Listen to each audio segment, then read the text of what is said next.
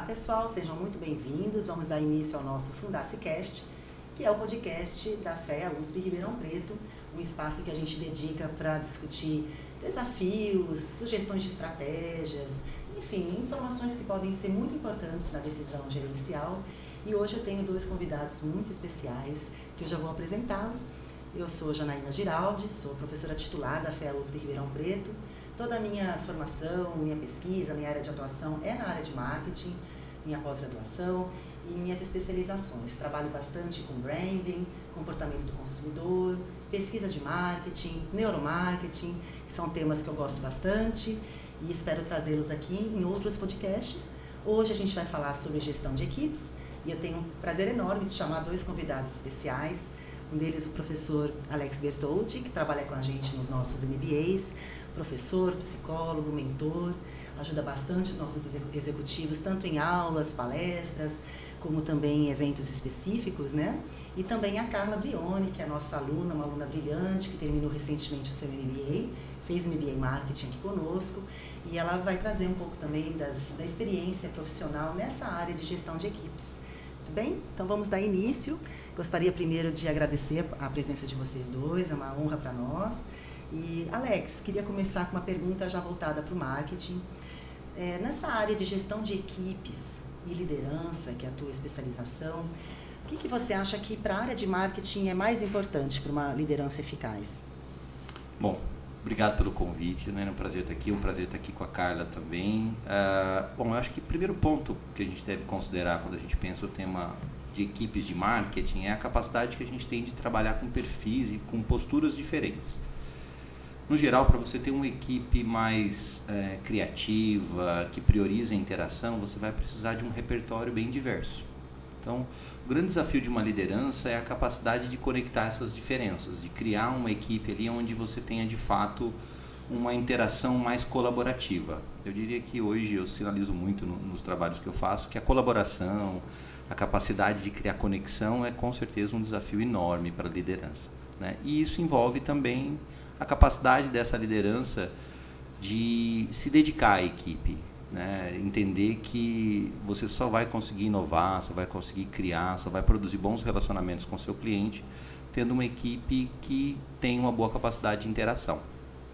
Interação. Então, eu vou aproveitar essa tua observação, porque a Carla, ela tem uma grande experiência na gestão das equipes dela, mas recentemente sentiu uma necessidade de chamar, né, uma consultoria do próprio Alex para fazer alguma intervenção na empresa. Então, eu queria que você contasse um pouco para a gente a experiência sua de gestão e qual foi essa lacuna, qual foi, né, esse problema que despertou em você essa busca por um auxílio mais profissional. Bom, boa tarde, agradeço o convite para participar desse Fundacicast. É um prazer estar aqui, muito legal participar. Sou sócia de uma imobiliária aqui em Ribeirão Preto, de médio e alto padrão, uma equipe em torno de 20 pessoas, 25 pessoas, e equipe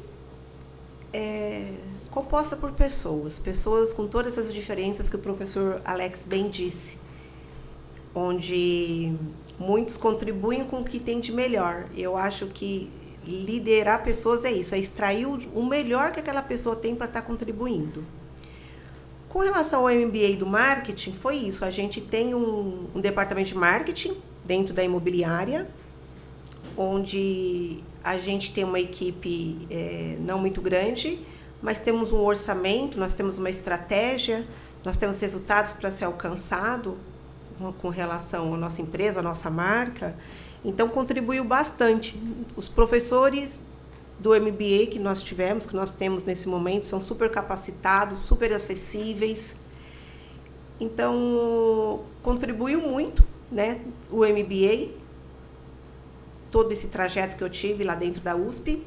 Com relação ao chamado do professor Alex para vir para a nossa equipe, para estar contribuindo com o dia a dia dos nossos colaboradores, foi na intenção de poder extrair o que ele tinha de melhor para estar passando para a equipe, com assuntos como credibilidade, técnicas de se comunicar, de negociar.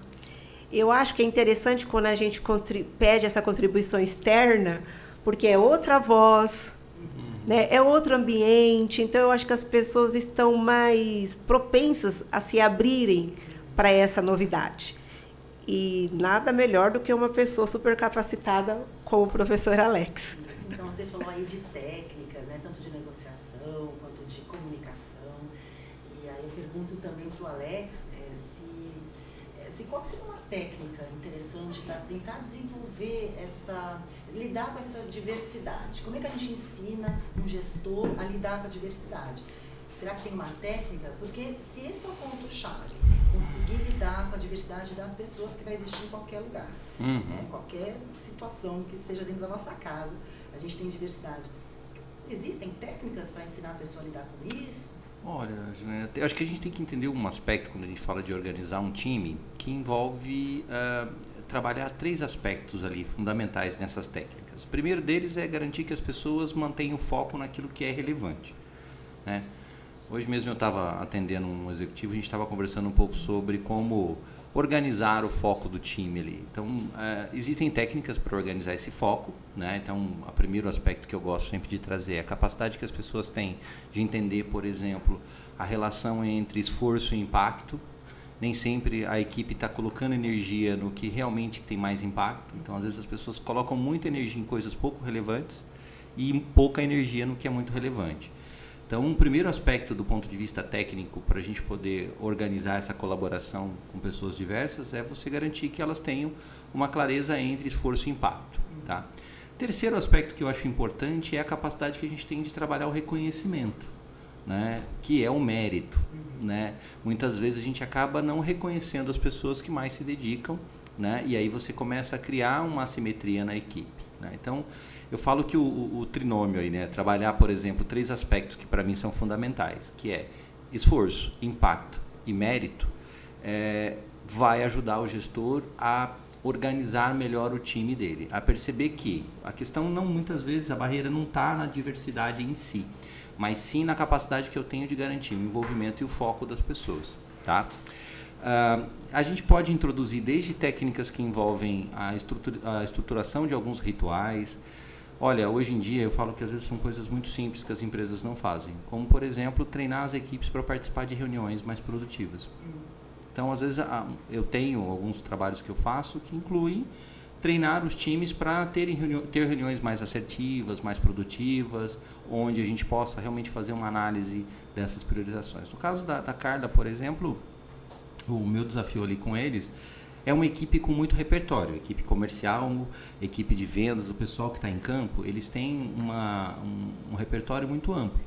O desafio é organizar esse repertório de maneira útil, né? Então, a gente trabalhou ali o tema de negociação, a importância das etapas do processo de negociação, cada etapa, como cada etapa pode ajudar, o que é o comportamento esperado ali dentro daquela etapa. Então, você trazer um pouco dessa perspectiva, eu falo que o desafio nem sempre é trazer repertório novo, é ajudar equipes experientes a organizar o repertório que elas têm. Perfeito. Entendeu? Isso, e Carla, então, com relação ao que ele disse, você percebe esse foco que estava disperso e passou a ser mais direcionado? Como é que você vê essa intervenção? Sim, o interessante que o professor Alex falou é isso, são as etapas. A gente não pode queimar etapas de uma negociação. E isso ficou muito nítido. A gente tem reuniões semanais, toda sexta-feira, das 9 às 11, e cada vez mais está se tornando consciente da equipe. Então, a gente discute casos de negociação que estão dentro da empresa, a gente discute casos hipotéticos que podem acontecer. Então, isso vai formando um processo de uma negociação, para a gente entender que uma negociação realmente ela é formada de etapas. Né? São 2 desconhecidos começando um relacionamento. O que você chama de uma negociação difícil na sua área, assim, que parece que enrola? Uma negociação difícil é quando ainda não há confiança. Então, a gente adquirir essa confiança do cliente requer muita transparência por parte da nossa equipe. né? Onde eu sei o que eu sei, como será, e o que eu não sei eu vou buscar saber com muita transparência para estar passando para esse lado.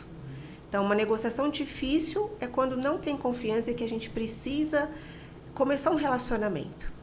Isso. E uma negociação mais fácil, o que é uma negociação de sucesso, né? Aprendi com um professor meu que eu tive lá na USP. O que é uma negociação de sucesso? É uma negociação que te dá credibilidade para fazer novos negócios. Isso, para mim, né?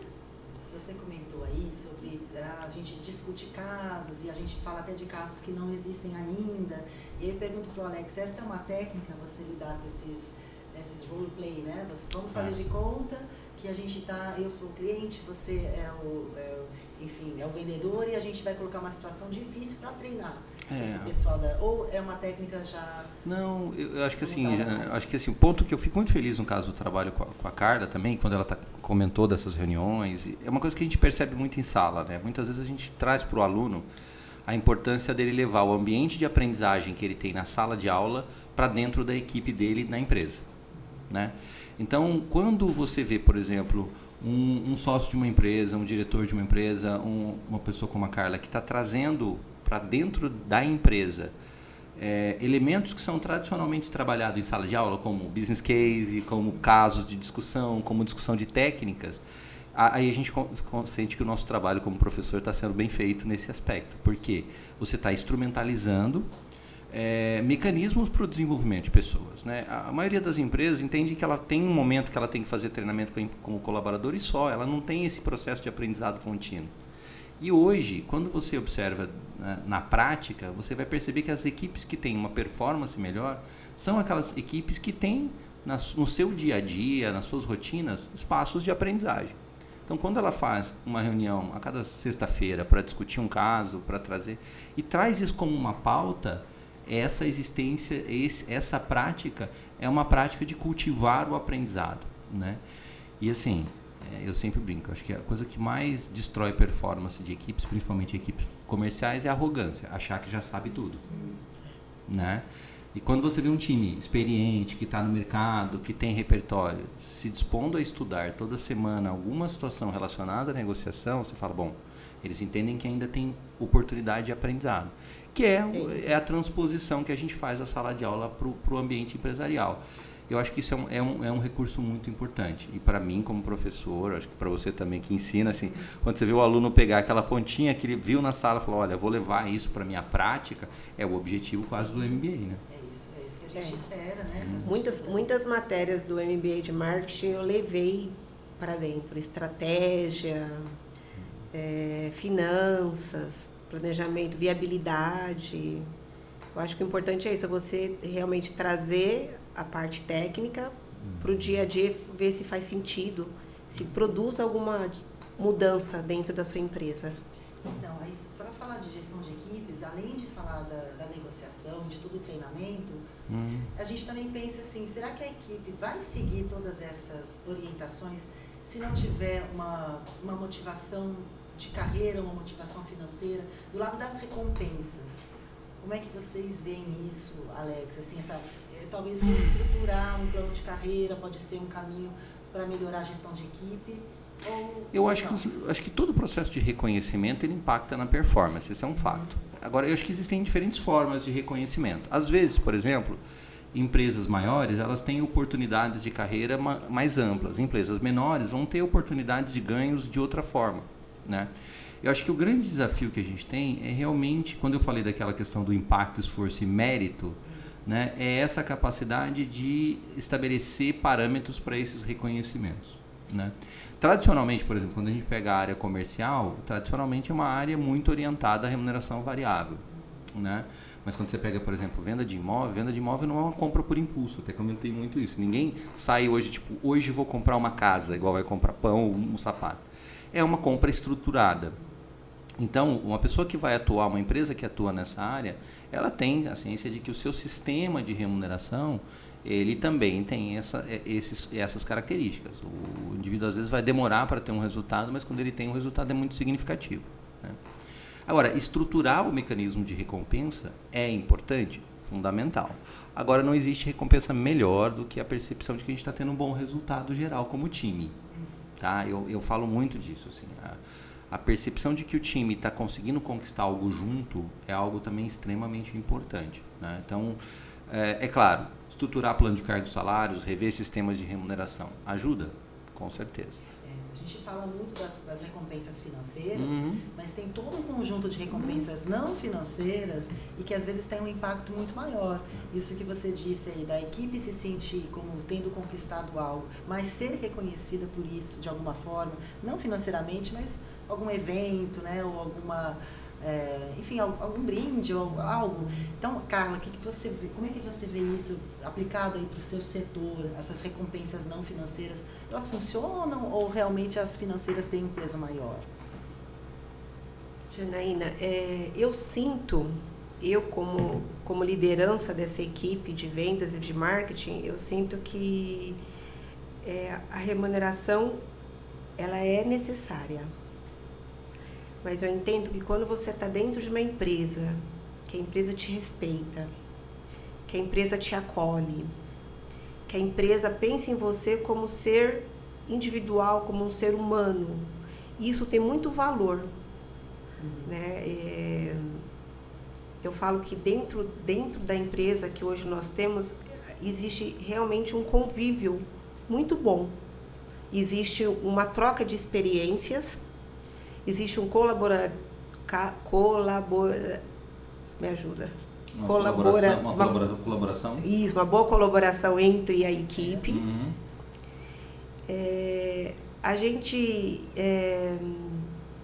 O ambiente é muito saudável. Então, eu entendo que como eu já trabalhei para outras empresas, na época que eu era uma CLT, isso fazia muita diferença. Então, eu quero trazer todo esse bom ambiente como uma troca, não de remuneração, mas de respeito. Sim. Né? O prazer em trabalhar naquele lugar. Isso. Né? Se sentir acolhida e aí sim a diversidade Exatamente. ela é abraçada. Né? Não é só um discurso. E nesse meu trabalho como liderança, eu entendi sim que existe uma remuneração individual e nós temos a remuneração coletiva. No final do período, no final do ano. Para buscar a colaboração, né? Um incentivo a espalhar o conhecimento que alguém tenha, né? Tirar o individualismo e colocar o coletivismo. Cada vez mais. A gente tenta atrelar as metas, a remuneração. Se a gente alcançar isso, vai ser isso. Se não alcançar isso, vai ser menos. Uma área interligada com a outra. E até assim, pegando a questão de prática de remuneração, o mercado é muito claro. Vou pegar esse exemplo que é quando eu olho para o trabalho de um corretor, dificilmente você vai ter uma imobiliária que vai ter uma remuneração muito fora do mercado. Elas vão ficar dentro de um padrão. O que vai fazer? Ele fala, olha, eu quero fazer parte desse time e não desse time. Com certeza, o percentual de comissão, muito semelhante. Muito semelhante. Modelo de remuneração fixa, muito semelhante. Vai ter uma variaçãozinha aqui, outra ali. O mercado, ele tem pequenas variações. Então, eu falo que para uma empresa, a primeira preocupação que ela tem é não estar totalmente fora do mercado, porque tem empresa que delira também. O pessoal vai lá e constrói sistema de remuneração que você fala, não, estou totalmente fora do mercado. Mas estando dentro do mercado, não é a remuneração que vai fazer a diferença. O que vai fazer a diferença são as oportunidades de ganho e os ganhos não tangíveis, que é o que a Carla citou. Por exemplo, essa identidade com o time e tal. E o que são essas oportunidades de ganho? A Carla trouxe uma coisa que eu acho muito importante. Muitas empresas não têm a cultura de remuneração de time. Né? E essa semana eu fiz uma conversa com uma empresa exatamente nessa ideia. Eu falei assim, olha, a gente precisa começar a trazer um pouco mais essa cultura de construção de times, de reconhecer o time. Porque muita coisa que parece uma performance individual, vou pegar um exemplo, de falar, professor Alex, o outro professor. Cara, existe um time para um MBA funcionar. Você como maestra desse time tem que pensar, olha, eu vou pôr esse professor, depois esse cara tem essa abordagem, encaixar as pecinhas, né? Aqui eu vou colocar essa aula aqui, eu vou tirar essa aula aqui, eu vou trazer... Um quebra-cabeça. Exato, é um quebra-cabeça. E assim, se você não conhece bem o teu time, você não sabe assim, não, essa é a hora de colocar o Alex, essa é a hora de trazer o outro professor, essa é a hora de colocar o outro professor aqui, a coisa não vai funcionar bem. E às vezes, quando eu sempre brinco isso com os alunos, gostamos da sua aula, eu falo que aula é igual dançar, também depende da turma. A turma da Carla é uma turma super acolhedora, você tá lá no sábado à tarde, galera pilhada, afim, participando, perguntando, envolvido. E aí, lógico, é ali que você começa a perceber que o que parece um trabalho individual, que sou eu dando aula lá, é um trabalho altamente colaborativo e coletivo. Toda a equipe da Fundas que deu apoio antes, que me manda o perfil da turma, que faz toda a questão da solicitação do material, a tua montagem, quer dizer, o que parece uma performance individual, na verdade, não é uma performance individual. Então, perceber essa questão do que é um trabalho de time e reconhecer o trabalho do time, por mais que pareça que é um desempenho de uma pessoa, faz muita diferença, eu acho. Faz. Lá na imobiliária, com essas reuniões semanais, hoje, na sexta-feira, a gente fala, qual venda que teve essa semana? Teve venda essa e essa, parabéns! E a gente comemora. São pequenos gestos que faz muita diferença. O reconhecimento em público. Claro, essa é uma excelente recompensa. Se a negociação for muito difícil, na hora desse reconhecimento tem champanhe. A gente brinda. Porque eu acho que essa energia coletiva dá muito mais empenho para que aqueles que não estão com um desempenho tão bom usufruam dessa energia. E queiram estar ali naquele momento junto, torcendo pelo colega, mas falam assim, eu também quero blindar logo, logo. Vai chegar a minha vez. Vai chegar a minha vez. E eu estou pensando aqui, a gente está falando bastante de gestão de equipes, mas voltada para vendas. Mas pensando em marketing, também tem aquelas pessoas que vão precisar de algum apoio para desenvolver um processo criativo. Para pensar numa ideia de produto ou para pensar numa ideia de campanha. E como que será, né, que a gente pode favorecer isso sem também desgastar ou pressionar a pessoa, né, em termos de técnicas e processos que a gente pode incentivar a empresa a fazer? Eu acho que tem muita coisa de ambiente. Acho que eu falo muito que o externo também afeta muito o interno. Então, muitas vezes, para o time de marketing, desde a sala onde a galera trabalha até os rituais que essa galera tem, a experiência com ambientes diferentes, a troca de repertório, são elementos muito legais que ajudam muito a fortalecer o comportamento criativo. Equipes de marketing, por sua excelência, são equipes de projeto. Ele está sempre de alguma forma trabalhando com um desenho de projeto e tal. Isso envolve um bom equilíbrio entre descompressão, que tem momento que eu preciso descomprimir, e atenção e foco, e concentração. Então, esse equilíbrio ele é muito importante, né? O que eu percebo muitas vezes dentro das organizações hoje, com os times de marketing em especial, é um desafio de cadenciamento mesmo. Às vezes o volume de demanda é muito grande. A pressão, né? É muito grande. Em alguns casos, tem organizações em que existe até um estímulo à competição, que eu chamo de competição predatória, quase, em que marketing e vendas começam a competir entre si. E aí cria um movimento de dizer, olha, eu não vendo porque o marketing não ajuda, o marketing diz, olha, eu faço marketing, mas o venda não converte. Né? E aí você começa a não ter apoio aos projetos, apoio às iniciativas. Então, eu já trabalhei com empresas, por exemplo, que o marketing está ali, fez todo um desenvolvimento de uma comunicação, todo um trabalho, vai para um evento e a galera sabota. Né? Então, eu acho que, para mim, um ponto importante está nesse cadenciamento, está nessa organização dessas demandas, e principalmente em algumas ritualizações desse time. Assim, o que sabe? você fala aí me mostra um problema que é muito mais corporativo do que da área específica. Sim. A empresa permitir que as áreas se vejam como concorrentes é de uma cultura realmente predatória. E se elas estão se vendo como concorrentes, para elas irem também para outra empresa, é um minuto, né? Mentalidade, né, Júlia? Como você vê isso, Carla? Assim, a questão, primeiro, do processo criativo para vocês, se isso é importante ou não, por exemplo, na criação dos argumentos, ou de estratégias diferentes, até de divulgação da empresa de vocês. Com o MBA, isso se tornou muito mais claro para mim. Né? Essa estratégia, essa viabilidade, quais são os canais de distribuição, divulgação. E é um processo estratégico, comercial e criativo. Quando você entende que o planejamento financeiro está ok para você desenvolver o seu projeto, vem o fator criativo. E o fator criativo é muita pesquisa, muito ver o que deu certo, o que não deu certo, porque como a gente já tem um passado, a gente acaba se embasando com esses números para ver se vale a pena seguir com aquele canal de distribuição ou de comunicação. E o criativo é uma coisa que sofre muitas mudanças, né? O comportamento do cliente, a gente foca numa linha de comunicação, daqui a pouco a gente fala assim, não, muda. Então, eu acho que isso, essa compressão, essa descompressão vai muito em fase disso. Porque, às vezes, o projeto está no meio e tem que mudar. Então, a equipe tem que estar muito alinhada. Eu sou uma pessoa muito apaixonada por comunicação. Então, eu falo assim, a comunicação alinha as expectativas de uma equipe. Então, a gente hoje tem uma ferramenta super eficiente, que é o WhatsApp. Né? Então, eu falo, gente, não deu para ler o WhatsApp durante a manhã? Pare na hora do almoço e leia o nosso WhatsApp da equipe. Tem coisa importante. Porque precisamos alinhar as expectativas, precisamos alinhar os prazos, precisamos alinhar o que nós estamos fazendo para vocês terem ciência do que está acontecendo, para que quando o cliente pergunte, você saiba responder. Porque se o marketing trabalhar sozinho e o comercial não aderir toda essa campanha, não vai fazer sentido. Não anda, né? Então, o trabalho do marketing não dá para andar sozinho sem o comercial. Tem que estar sempre juntos.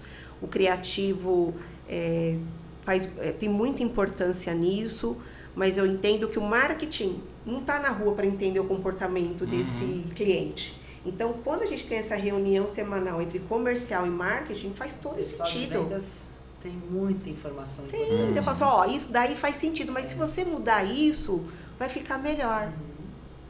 Né? Então, hoje a gente tem um planejamento de marketing que foi elaborado nesse curso de MBA que a gente está colocando em ação. Né? Estamos aguardando os últimos detalhes desses criativos, dessas campanhas publicitárias de audiovisual, e a hora que a gente startar... Muito bem. Você falou uma coisa aí, Carla, que foi interessante. Você falou assim, olha, a gente aprende com o que deu certo, o que não deu certo, né? Então, eu fico pensando assim, a tolerância que a empresa precisa ter ao erro para permitir o processo criativo, porque senão as pessoas não vão querer arriscar fazer coisas novas, né? Com medo de alguma penalidade. E aí eu pergunto para o Alex, você vê isso nas empresas, Alex, essa resistência ao novo, a resistência a tentar, por medo de punições. Eu vou perder meu bônus, eu vou perder meu emprego. Ó, eu vou contar uma coisinha rápida só para você entender a história. Eu trabalho hoje com um projeto de inovação no Parque Tecnológico, né? E uma reunião, num dos hubs que eu estava coordenando, tinha um diretor que disse assim, olha, qual que é a taxa de sucesso dos projetos de inovação? Eu falei, em torno de 10%. Ele falou assim, como é que é? Eu falei, de 100, 90 vão dar errado, 10 vão dar certo.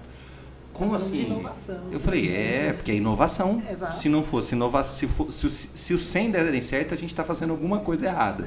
Não é inovação. Então, assim, você não vai ter processo criativo sem erro. É lógico que a gente tem erros que são erros gerenciáveis, erros não gerenciáveis. Aí as técnicas criativas podem ajudar quando você entra, por exemplo, com metodologias como Design Thinking, Design Sprint e outros modelos de técnica de inovação e criatividade vão ajudar você a fazer um erro planejado, um erro estruturado, né? Quer dizer, eu não posso fazer um erro de comunicação do preço de um empreendimento, que isso é muito sério do ponto de vista prático, mas eu posso testar um modelo de campanha, um café da manhã com os meus clientes e ver qual é a reação nesse processo. Né?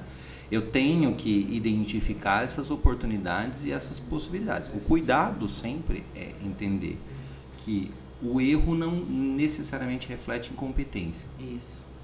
Tá? Ele pode refletir um perfil realmente empreendedor. Um processo de aprendizagem. De querer tentar fazer. Você trabalha com neuromarketing, o desenvolvimento de uma marca. Poxa, se você pegar o histórico de evolução de uma marca como Nestlé, poxa, foi mudando ao longo do tempo. É natural, o comportamento muda. Então, dificilmente quando você constrói uma marca, ela vai ser construída em definitivo. Ela é um processo contínuo de aprendizagem com o cliente. Né? E essa aprendizagem com o cliente, muitas vezes, ela é pautada em situações de feedbacks que não são tão bons. Às vezes o cliente olha para uma embalagem e fala, não gostei. E tudo bem, Ele vai dizer, ele tem direito de não gostar. Ele tem direito de não gostar. Agora, e ele também pode entender por que foi feita daquela forma, que talvez quem esteja com um olhar equivocado é o cliente. Mas tem que ter todo um jeito de mostrar isso para ele, né? Ele pode dizer assim, olha, eu não gostei, mas eu entendo por que foi feito. Isso. Ok, eu não gostei, mas eu aceito. Eu não gostei, eu não aceito. E aí a gente vai pensando. Agora, a empresa assim, o cliente não gostou. Não, mas o cliente tem que gostar. Não, mas ele não gostou, gente. Não, ele tem que gostar, porque eu passei horas fazendo isso, então ele tem que gostar. Aí é vaidade, né? Isso. Aí é vaidade. No ponto que você começou falando da arrogância, a dificuldade de lidar com equipes, né? Não gostou, faz parte. O cliente vai dizer, olha, essa cor não funciona bem para mim, eu não me comunicou algo agradável. Às vezes a empresa desenvolve um planejamento, e eu sempre brinco, você está falando de planejamento de marca, assim, plano, a realidade não vai acontecer igual ao plano, senão não seria plano, seria premonição. Entendeu? Não fala isso, Alex. É verdade. Eu sempre falo assim, olha, se o plano deu 100% errado, a gente planejou alguma coisa errada. Porque tinha que dar alguma coisa não prevista no plano. Porque... É verdade. Não depende só da gente esse plano, né? O plano está no papel. Exato. Tem custo, tem data para começar, data para terminar, mas vai ter terceiros envolvidos. Plano é organização de expectativas.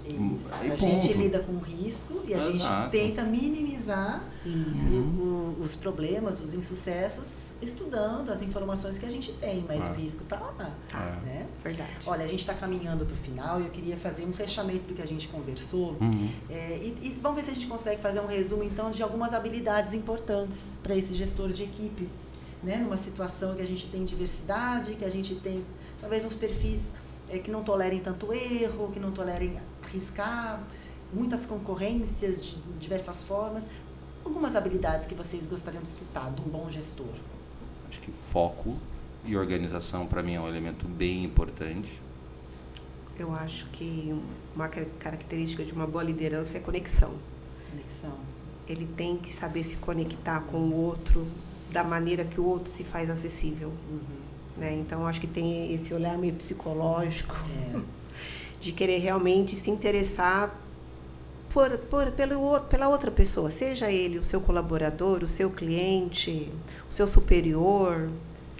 E acho que também é uma coisa que você colocou, que é a amplitude de repertório para comunicação.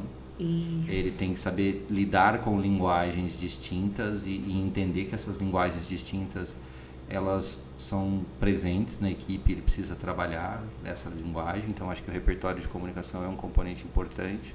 Se ele se conectar, já é 50% do caminho. Opa! A porta abriu. Né? A porta abriu. Agora é processos, treinamento, capacitação. E eu acho que tem uma coisa que também caracteriza muito o teu estilo de liderança, que é o interesse no aprendizado, né? Também.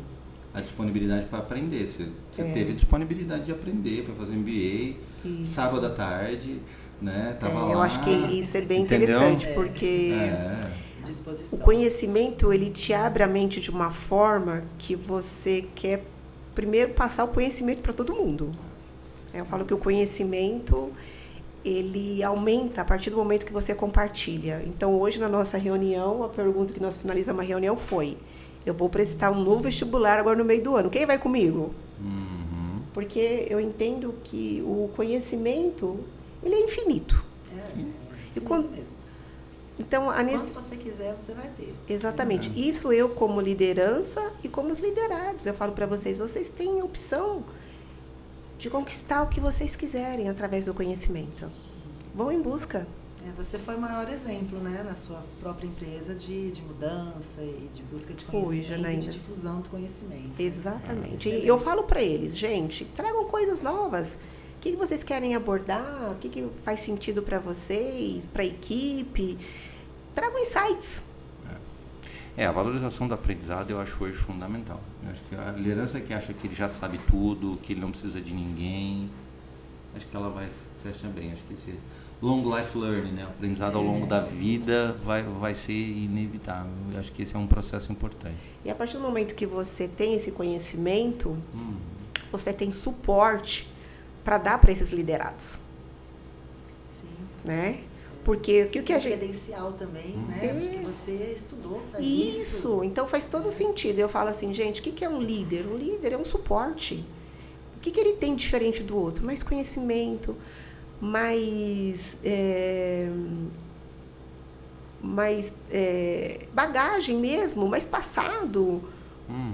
Né? E ele está ali porque realmente vai ser um suporte. Ó, claro. Isso que você não sabe, estamos juntos para que você consiga alcançar o seu objetivo, o objetivo da empresa. Que é realmente o líder, né? Que é o poder da referência e não o poder da coerção. Se você não fizer, você vai ser punido. Não, você vem até a mim, me conta, eu te mostro um caminho. Eu falo assim, uma característica de um líder é o exemplo.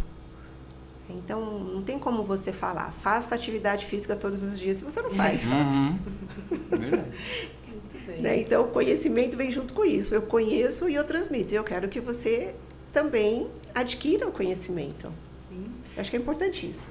Muito bom. A gente vai finalizar. Eu queria só perguntar se vocês têm algo que queiram dizer, finalizar, ou gostaria de agradecer muito a participação de vocês. Queria te agradecer pela oportunidade de trabalhar contigo no MBA, Carla, a oportunidade de ter trabalhado com o teu time também, ter dado aula para a tua turma. E esse trabalho também, Jana, parabenizar você por todo o empenho, que eu sei que é manter um curso de MBA funcionando, não é fácil. Né? Gestão de equipes diversas. Exato, gestão de equipes diversas, com várias questões aí, exigem muitas habilidades, né? Então, assim, parabenizar todo o time da Fundace também por todo o empenho. Hoje, né, com certeza, a gente tem na região a Fundace como uma grande referência de capacitação e formação de executivos. E é um prazer fazer parte desse time também. E agradecer a você, Carla, também pelo convite, toda a equipe da Brioni, pelo carinho que me receberam. Prazer foi todo nosso, seja muito bem-vindo. Eu queria expressar aqui a minha admiração pelos professores. Eu tive excelentes professores. Eu lembro de nome de vários professores que impactaram muito a minha vida, desde pequena. Então, eu deixo expresso aqui minha admiração por você, por toda a equipe do MBA, de todos os docentes da USP, do professor Alex. Quero dizer que vocês têm o poder da transformação. Muito obrigada. Agradeço pelo convite, espero que eu tenha contribuído. Estamos à disposição para os próximos desafios. E obrigada. Muito obrigada. Fiquei Prazer. Muito feliz com a participação de vocês dois. Tenho certeza que quem nos acompanhou aprendeu bastante com as experiências, com as sugestões, enfim. Então, agradeço, espero ver o Alex sempre com a gente no curso e você também brilhando bastante. Estaremos sempre com as portas abertas. Eu falei uma coisa outro dia para a Janaína, eu queria repetir aqui. Eu me diverti muito. Eu acho que o segredo de você extrair o melhor é você se divertir. Né? Então, assim, você está trabalhando, você está se divertindo, legal. Você está estudando, você está se divertindo, muito bom. Porque o aprendizado, o trabalho, quando é divertido, fica mais fácil, né? Então, se divirtam, estudando, trabalhando. Tem que estudar, então, estuda com diversão. Isso. Muito bom, muito obrigada, pessoal, então, que nos acompanhou até agora. Foi um prazer estar aqui. Acompanhe os outros episódios do nosso Fundace Podcast. E eu queria aproveitar e dizer que a gente está com inscrições abertas para o nosso MBA em Gestão de Marketing Estratégico, do qual eu sou coordenadora. Eu coordeno esse MBA e o outro MBA, que é o MBA presencial.